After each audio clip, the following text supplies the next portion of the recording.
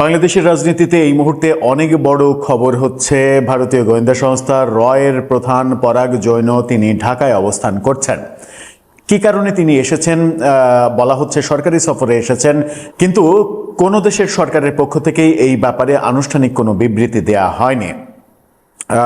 পরাগ জৈন বাংলাদেশে অন্তত 3 দিনের সফরে এসেছেন রোববার, সেই খবর আমরা জানি। সেই ক্ষেত্রে হয়তোবা আজকেই তার শেষ দিন সফরের, কিন্তু গত রাতে একটা বড় খবর এসেছে গণমাধ্যমে এবং সেখান থেকে জানা যাচ্ছে পরাগ জৈন বাংলাদেশের প্রধানমন্ত্রী নিরাপত্তা উপদেষ্টার সঙ্গে রুদ্ধদ্বার বৈঠক করেছেন।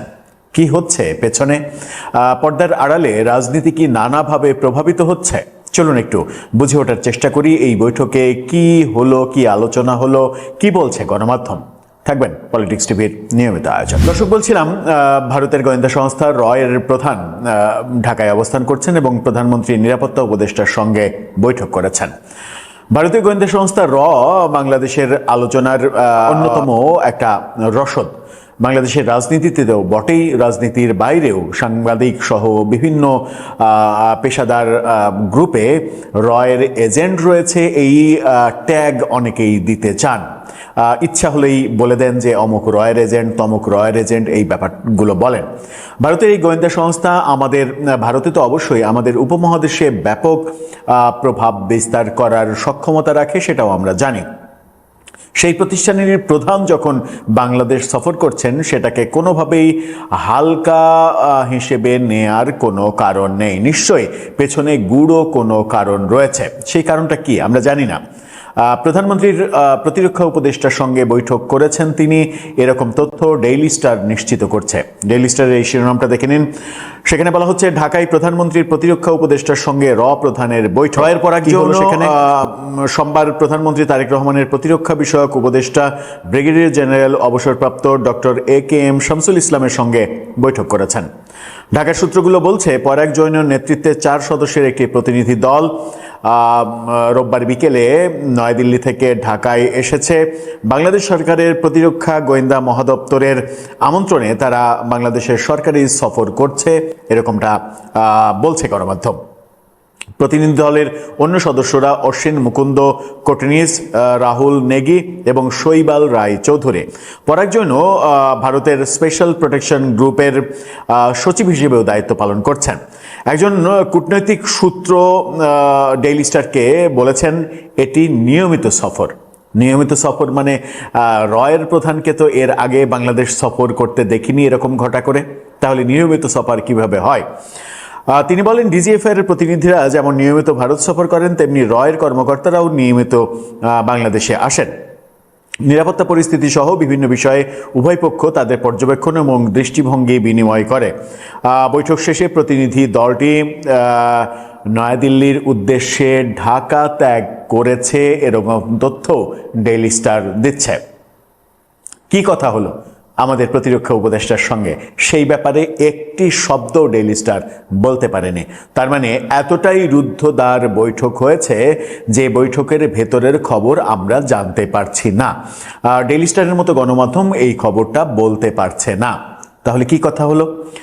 সাম্প্রতিক সময়ে ভারত বাংলাদেশের আলোচনার ইস্যুতে সবথেকে গুরুত্বপূর্ণ ইস্যু হচ্ছে শেখ হাসিনা। শেখ হাসিনার সর্বশেষ দিল্লিতে সংবাদ সম্মেলন এই সম্পর্ক আবারও তিক্ততার পর্যায়ে নিয়ে যাচ্ছে এবং বাংলাদেশের অবস্থানটা শক্ত অবস্থান, কঠোর অবস্থান আমরা দেখছি।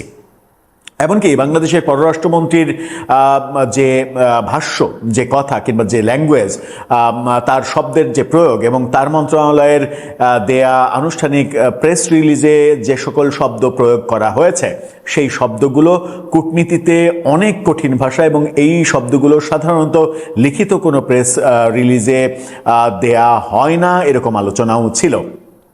বাংলাদেশ যখন কঠোর অবস্থান ব্যক্ত করছে মৌখিকভাবে এবং লিখিতভাবে, তখন ভারতের সঙ্গে নানাভাবে নানা রকমের বৈঠক, নানা পক্ষের বৈঠক, এটা কিন্তু খুব গুরুত্বপূর্ণ। রয়ের প্রধান যখন বাংলাদেশে আসছেন তখন কি শেখ হাসিনার প্রত্যার্পণ নাকি প্রত্যাবর্তন নিয়ে আলোচনা হচ্ছে?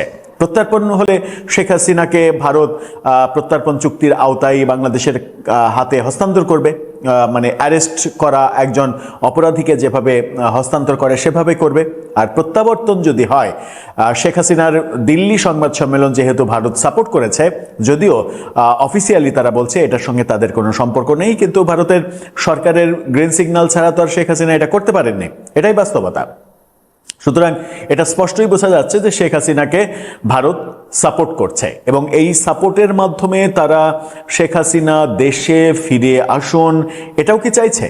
এবং শেখ হাসিনা দেশে ফিরে আসলে যেন কোনো ধরনের মানে বাজে সিচুয়েশন তৈরি না হয়, তাকে গ্রেপ্তার করা না হয়, তার ব্যাপার এবং তার দলের রাজনীতির উপরে নিষেধাজ্ঞা যেন উঠে যায়, তার দল যেন ঠিকভাবে রাজনৈতিক কর্মকাণ্ড পরিচালনা করতে পারে, এই ব্যাপারগুলো নিয়ে কি দর কষাকষি চলছে আমরা জানি না। পরাগ জৈনের এই সাপোর্টটা খুবই ইম্পর্টেন্ট এবং এইটা যে কতটা ইম্পর্টেন্ট সেটা প্রমাণ করে দেয় প্রধানমন্ত্রীর নিরাপত্তা উপদেষ্টার সঙ্গে এই রুদ্ধদ্বার বৈঠক। তার মানে প্রধানমন্ত্রীর প্রতিনিধির সঙ্গে বৈঠক মানে এটা এক অর্থে প্রধানমন্ত্রীর সঙ্গে এই বৈঠক। রাষ্ট্রের সর্বোচ্চ পর্যায়ের সঙ্গে এই বৈঠক কিছু কিছু সিগন্যাল দেয়। সেই সিগন্যালগুলো এরকমটাই হতে পারে যে শেখ হাসিনা ব্যাপারে একটা সমাধানে আসতে চায় ভারত। সেটা কি সমাধান? ভারত কি বাংলাদেশের চাওয়া মেনে নেবে?